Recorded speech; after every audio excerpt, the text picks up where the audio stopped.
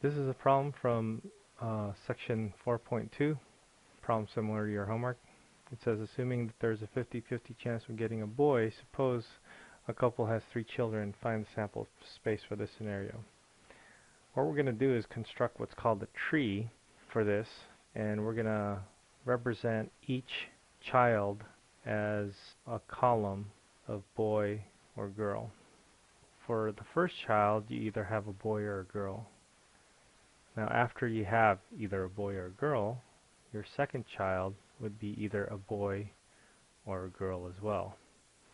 So if you had a boy first, you can either have a boy or a girl for your next child. If you had a girl first, you can either have a boy or a girl for your next child. And then now for your third child, you can either have a boy or a girl, depending on what the other two output scenarios were. And this is because each of these events are independent, so they don't depend on the previous outcome that you had before. So now that we have the tree for the 3 children, we can identify each of these as one value in a sample space. So for this one, we can think about that as an output of boy, boy, boy.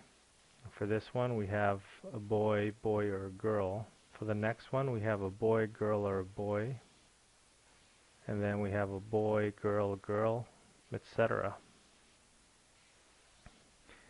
So now we have the sample space, and just for the sake of figuring out probabilities for later, we can count that there's actually 8 values in our sample space. So let's say our total is going to be n. Now let's answer some of the questions that they're asking. First one, what's the probability that you get 0 boys?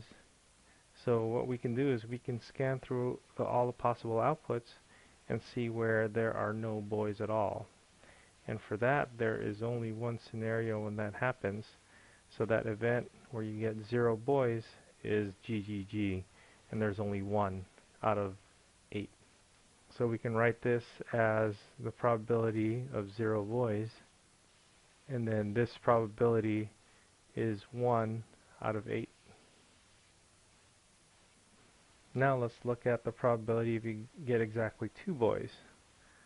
Let's look for that. We have a boy, boy, girl. That happens here. We have 2 boys.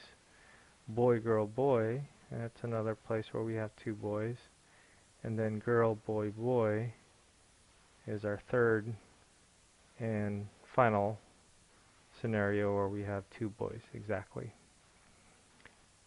So we can write that as a probability, P, parentheses 2 boys, and this is equal to 3 out of 8.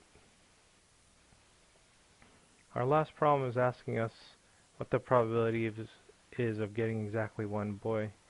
And so we can search for the probability where we get exactly 1 boy. There's one right here, and there's one right here, and then there's another one right here. So it looks like it's 3 again. So we can write this in symbols. We say P, the probability of getting exactly 1 boy, and this is equal to 3 over 8. Okay? Hope that helps.